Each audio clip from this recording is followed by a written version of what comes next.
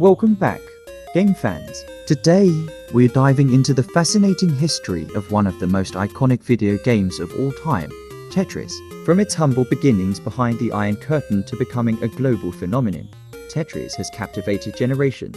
Let's stack up the pieces and explore the story of Tetris.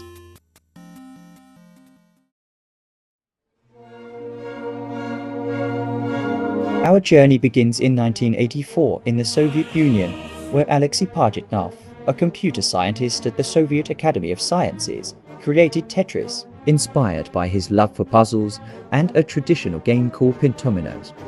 Pajitnov designed Tetris to be a simple yet challenging game where players fit falling shapes, called tetraminos, into rows.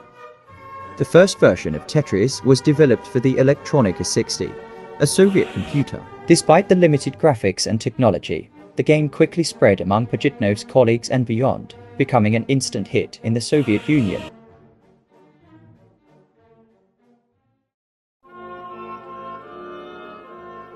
The game's popularity caught the attention of Robert Stein, a software salesman from the UK. Stein saw the potential of Tetris and negotiated licensing rights with the Soviet Union. This led to the game's distribution in the West through companies like Microsoft and Andromeda Software.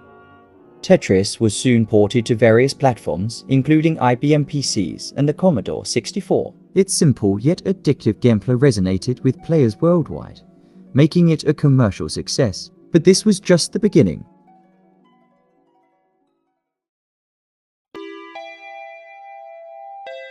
In 1989, Tetris took a monumental leap forward with its inclusion as a launch title for the Nintendo Game Boy. Hank Rogers, a video game designer and entrepreneur, secured the handheld rights for Tetris, recognizing its potential to drive Game Boy sales. The game's portable nature and addictive gameplay made it the perfect match. Bundled with every Game Boy, Tetris became a global sensation. It introduced millions of players to the game and cemented its place in gaming history. The simplicity of the controls and the compelling challenge of clearing lines made it a must-have title for the new handheld console.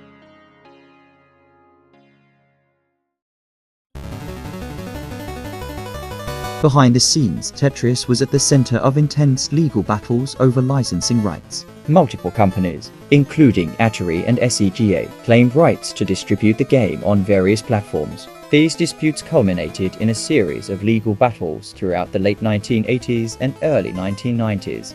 The Soviet Union's involvement complicated the legal wrangling, as it still held the original rights to the game. Eventually, Hank Rogers and Nintendo emerged victorious, securing the rights to Tetris for both handheld and console platforms. This resolution paved the way for Tetris to flourish across numerous devices.